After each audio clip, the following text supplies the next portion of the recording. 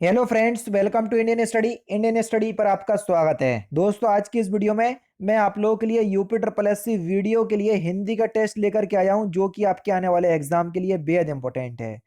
Video को and तक जरूर देखिएगा, क्योंकि लास्ट में मैं आपसे क्वेश्चन ही पूछूंगा और उसका आंसर आपको कमेंट बॉक्स में बताना होगा। साथ ही साथ इस वीडियो की पीडीएफ डिस्क्रिप्शन में टेलीग्राम चैनल का लिंक दिया हुआ है, वहां से आप प्राप्त भी कर सकते हैं। तो चलिए दोस्तों, स्टार्ट करते हैं और देखते हैं पहला क्वेश्चन दोस्तों आपके सामने। इसमें आपको बताना है कि वह स्वतः ही जान जाएगा मैं वह शब्द जो है वो किस सर्वनाम का है। बढ़िया क्वेश्चन से, जल्दी से बताएं।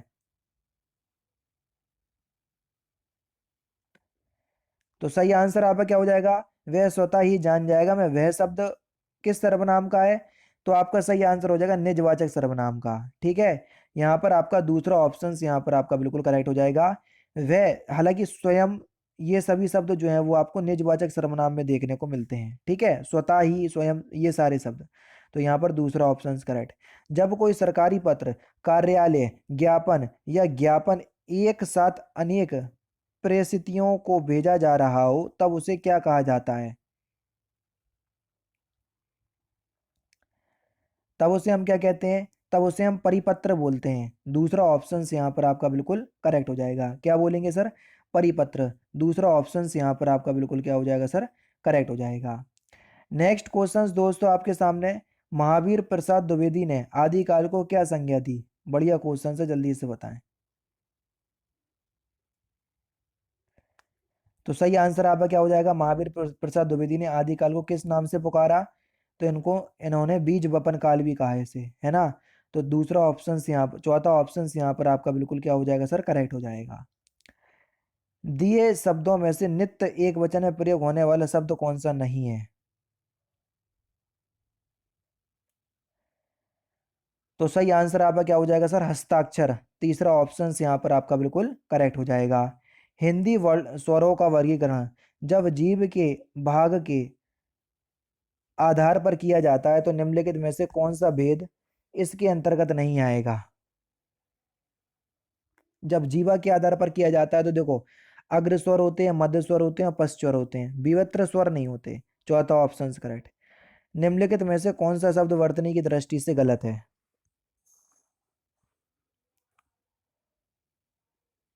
आंख। आंख शब्द जो है वो वर्तनी की दृष्टि से गलत है।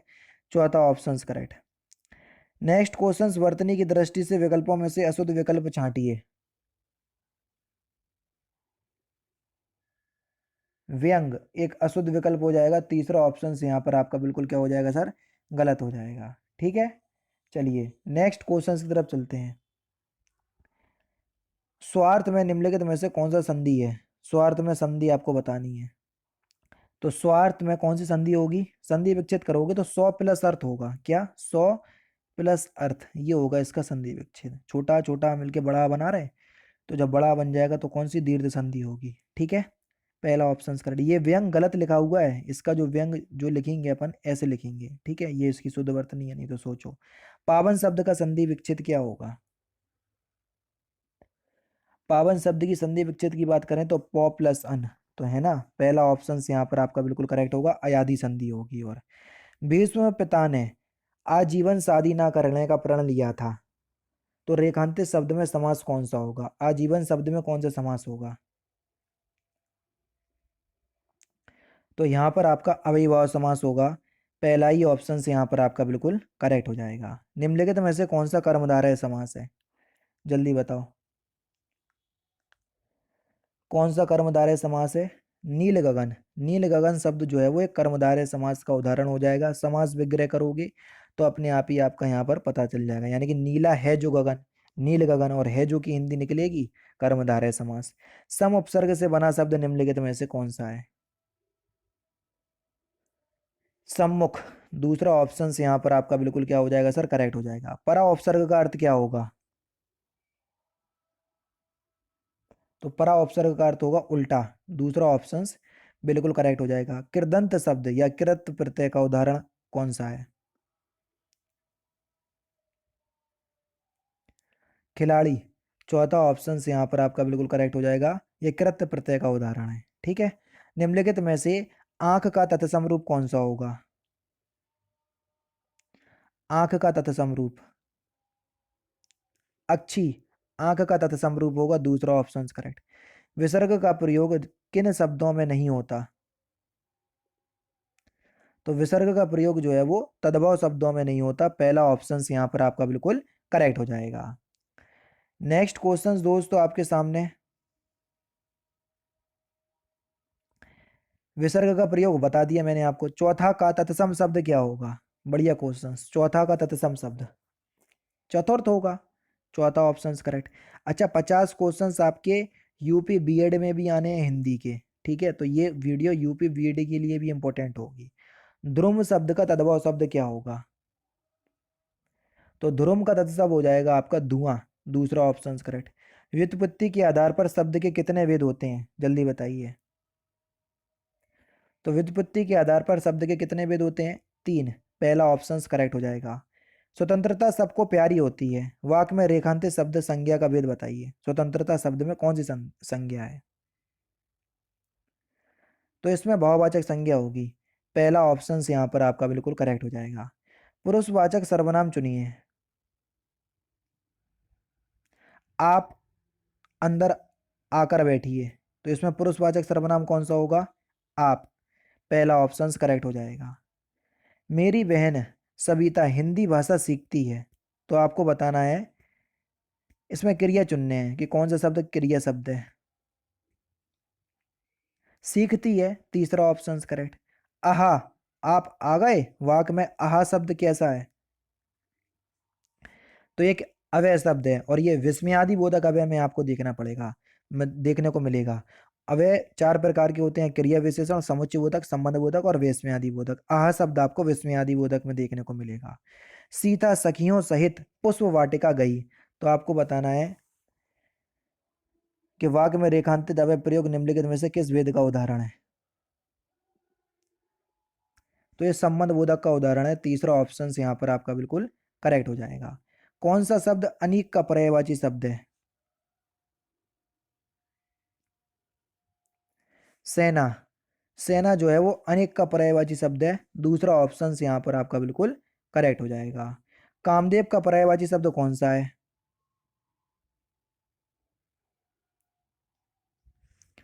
मनोज, तीसरा ऑप्शन यहाँ पर आपका बिल्कुल करेक्ट हो जाएगा, कामदेव का पर्यायवाची है।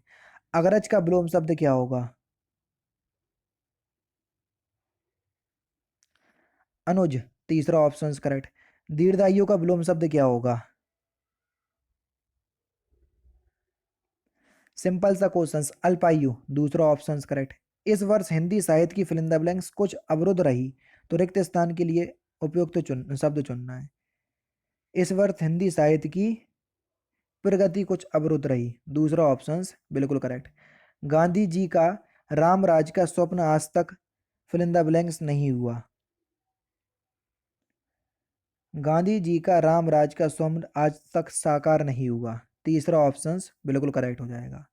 जिसका उपचार ना हो सके, वाक्यांशों के लिए एक शब्द क्या होगा?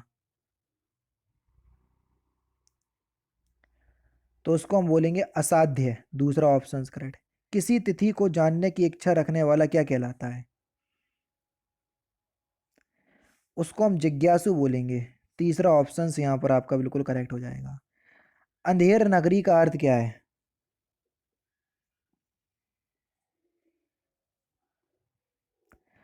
अन्याय की जगह, दूसरा ऑप्शन यहाँ पर आपका बिल्कुल करेक्ट। चौकड़ी भूल जाना, इस मुहावरे का सही अर्थ क्या है? घबरा जाना, तीसरा ऑप्शन करेक्ट। अंधों में काना राजा, इस लोकोक्ति का सही अर्थ क्या है? गुणहीनों के बीच एक गुणवान व्यक्ति, पहला ऑप्शन करेक्ट। सलमा घर जाती है, वाक्य कैसा है? तो ये एक सरल वाक्य है, पहला ऑप्शन बिल्कुल करेक्ट। निम्नलिखित में से संयुक्त वाक्य का चयन कीजिए कि निम्नलिखित में से कौन सा संयुक्त वाक्य है? उसने खाना खाया और सो गया, और शब्द जो है वो एक संयुक्त वाक्य का उदाहरण है, तीसरा ऑप्शन करेक्ट। सही विकल्प का चयन करें, जो वाक्य शुद्ध है उसी को आपको पहचानना है। तुम अपना काम करो, चौथा ऑप्शन यहाँ पर आपका बिल्कुल करेक्ट हो जाएगा। सही विकल्प का चयन करें, जो वाक्य शुद्ध है उसी का आपको चयन करना है। वही चीज है वो तो, रिपीट क्वेश्चन आ गया। राम आम खाता है, वाच कौन सा रूप है?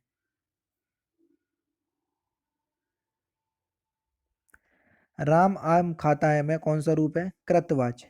तीसरा ऑप्शन यहाँ पर आपका बिल्कुल करेक्ट हो जाएगा। उसने टेढ़ी चाल चली, वाक में कौन सा कारक है?